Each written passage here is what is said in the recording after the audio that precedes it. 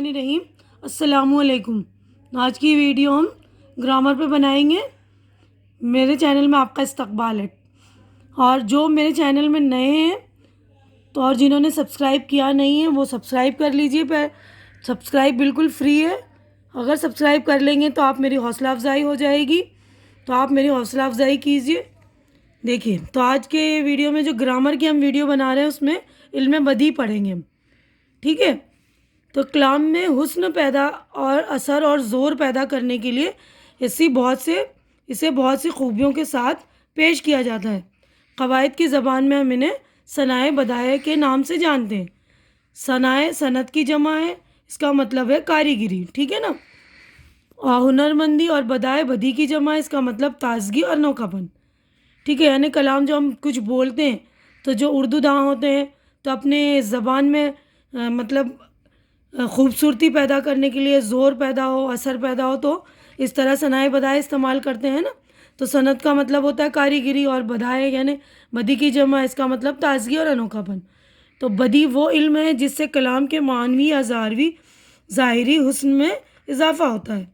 यानी हुस्न में, बोलने के अंदाज़ में बहुत अच्छा लगता है, बोलने में सुनने वाले को अच्छा लगेगा ना। हुस्न होता है तो उसमें जो चीज़ हसीन होती है, तो है ना। इसी तरह देखिए, बदी को इल्म मानी भी कहते हैं। इस इल्म के तहत कलाम में इस्तेमाल होने वाली मुख्तलिफ सनतों का मुताला किया जाता है।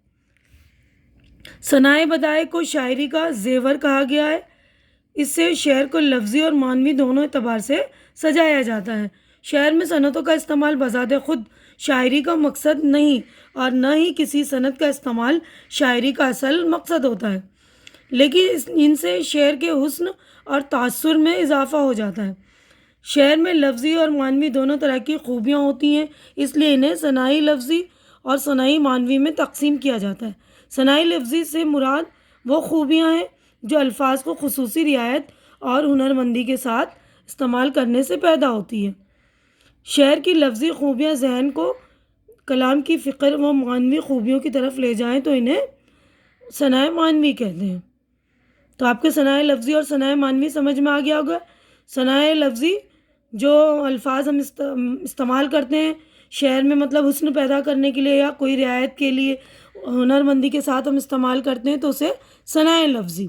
और शेर की जो लफ्ज़ है उनकी खूबियों को जहन में रख कर जो है कलाम, मतलब उसकी माने हमें हमारे जहन तक पहुंच जाता है, तो वो फ़िक्र वो मानवी की खूबियों की तरफ अगर वो ले जाए तो उसे हमें सनाए मानवी कहते हैं, ठीक है ना। तो अगले पेज पर हम देखेंगे कौन कौन से हैं सनाए। देखिए, तजनीस, ये शेर गौर से पढ़िए। गले से मिलते हैं जितने गिले थे भूल गए, वगरना याद थी हमको शिकायतें क्या क्या। इस शेर में लफ्ज़ गले और गिले इमला के एतबार से एक जैसे हैं। देखिए, दोनों एक जैसे हैं ना, मगर तलफ़ुज़ और मानी के एतबार से मुख्तलिफ हैं। तजनीस के लग़वी मानी है एक जैसा, यकसा, ठीक है ना। तो तजनीस के मानी एक जैसा। कलाम में दो या दो से ज़्यादा ऐसे अल्फाज जो तलफ़ुज़ या इमला के लिहाज से तो एक जैसे हों मगर मानी के एतबार से मुख्तलिफ हों तो शेर की ये खूबी तजनीस कहलाती है ना। कभी कभी तलफ़ुज़ भी एक जैसा होता है, यहाँ पर तो इमला एक जैसा है लेकिन तलफ़ुज़ अलग है। कभी कभी तलफ़ुज़ भी एक जैसा होता है लेकिन मानी अलग होती है, ठीक है ना। तो ज़ैल में तजनीस की कुछ और मिसालें पढ़िए। दिल में पैदा हिम्मत परवाना कर, वरना मुर्ग़ शौक़ के परवाना कर, ठीक है ना। तो यहाँ हिम्मत परवाना यानी परवाने की हिम्मत की बात कर रहे हैं ना। अब देखिए, अगला शेर है।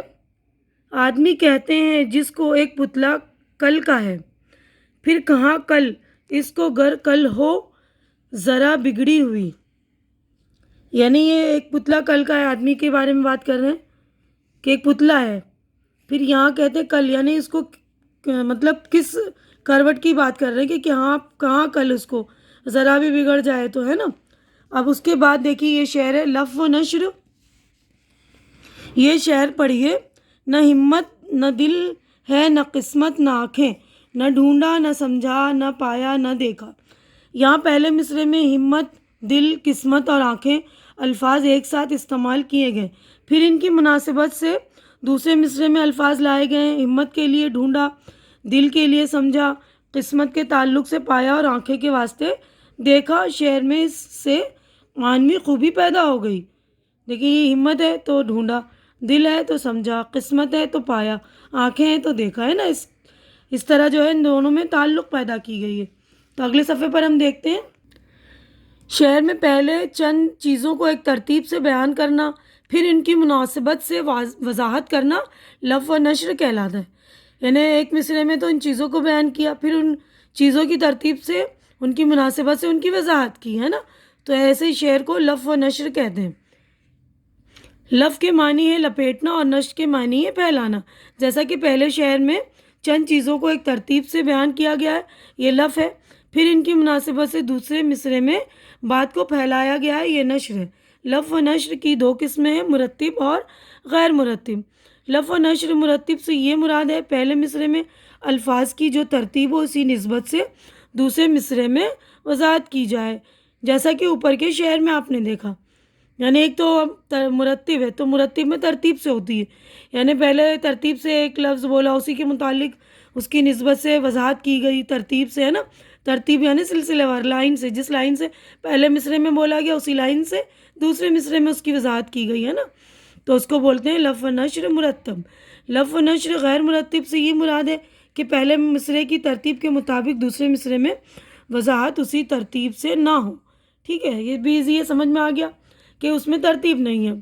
میر انیس کا یہ شعر دیکھیے، چھپتی تھی بھاگی جاتی تھی، گرتے تھے خاک پر، قبضوں سے تیغ جسم سے روحیں، تنوں سے سر۔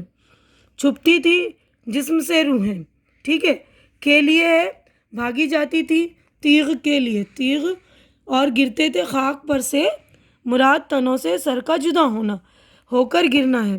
جو ترتیب پہلے مصرعے میں ہے اس کی وضاحت دوسرے مصرعے میں بدل دی گئی۔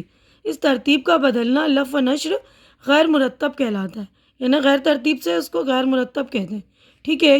ایک اور شعر دیکھیے، کبھی جو زلف اٹھا دے تو منہ نظر آئے، اسی امید پہ گزری ہے صبح شام ہمیں، اسی امید پہ گزری ہے صبح و شام ہمیں۔ پہلے مصرعے میں زلف اور پھر منہ کا ذکر ہے، دوسرے مصرعے میں صبح کا لفظ منہ کے لیے اور شام کا لفظ زلف کے لیے لائے ہیں، یہاں بھی ترتیب بدل گئی ہے، ٹھیک ہے نا۔ تو اگلے صفحے پر ہم چلتے ہیں، اگلا ہے مرات النظیر۔ یہ شعر پڑھیے، پتا پتا بوٹا بوٹا حال ہمارا جانے ہے، جانے نہ جانے گل ہی نہ جانے باغ تو سارا جانے ہے۔ پہلے مصرعے میں پتا پھر بوٹا، دوسرے مصرعے میں گل اور باغ میں باہمی مناسبت ہے۔ کلام میں پہلے ایک ایسا لفظ لانا جس کی مناسبت یا تعلق سے دوسرے الفاظ کسی ایک مصرعے یا شعر میں جمع ہو جائے، اسے مرات النظیر کہتے ہیں۔ یعنی پہلے مصرعے میں تو کچھ الفاظ آئے ہیں، ٹھیک ہے، پھر انہی کی مناسبت سے دوسرے مصرعے میں بھی اسی کی مناسبت یا اسی کی تعلق سے لیے گئے، یعنی پتا پتا بوٹا بوٹا، ہے نا، پتا پتا بوٹا بوٹا، گل اور باغ، تو باغ کے ہی سارے ہیں نا، پتا بھی باغ میں ہوتا ہے، بوٹا بھی، گل بھی، گل یعنی پھول، ٹھیک ہے۔ اب دوسرا دیکھیے، رعایت لفظی، اسی شعر پر غور کیجیے۔ پانی تھا آگ گرمی روز حساب تھی، ماہی جو سیخ موج تک آئی کباب تھی۔ اس شعر میں پانی اور آگ میں تضاد ہے، تضاد بھی تعلق کو ظاہر کرتا ہے۔ دوسرے معنی میں پانی کی مناسبت سے ماہی یعنی مچھلی، اور آگ کی مناسبت سے گرمی اور سیخ کے تعلق سے کباب کا ذکر ہوا ہے۔ شعر میں ایسی چیزیں جمع کرنا جن میں کوئی نہ کوئی تعلق ہو، خواہ آپس میں ضد ہو، اسے رعایت لفظی کہتے ہیں۔ یعنی ضد کی بھی تعلق ہو اگر تو اسے ہم رعایت لفظی کہتے ہیں۔ دیکھیے، بظاہر مرات النظیر اور رعایت لفظی اپنی لفظی خصوصیات کی بنا پر ایک ہی صنعت نظر آتی ہے، لیکن مرات النظیر میں تضاد یا متضاد الفاظ کا استعمال نہیں ہوتا، ٹھیک ہے نا، یہ فرق ہے خالی۔ تو رعایت لفظی میں جو ہے تعلق تو ہوتا ہے، وہ آپس میں ضد بھی ہو سکتی ہیں، لیکن مرات النظیر میں ضد نہیں ہونی چاہیے، یعنی متضاد یا اپوزٹ ورڈز نہیں ہونے چاہیے، ٹھیک ہے۔ تو اگلے پیج پر ہم چلتے ہیں۔ دیکھیے، کام میں باہمی مناسبت کے ساتھ لفظوں کا استعمال صنعت مرات النظیر کہلاتا ہے۔ اب کچھ اور مثالوں کے ساتھ اس صنعت کا لطف لیجیے، یعنی اسی صنعت پر رہیے. کبھی شاخ و سبزہ و برگ پر، کبھی گنچا و گل و خار پر، میں چمن میں چاہے جہاں رہوں، میرا حق ہے فصل بہار پر. تو یہاں پر بھی جو ہے باغ بہار فصل وغیرہ کا ایک جیسے ہی ذکر ہے، شاخ سبزہ برگ ہے نا.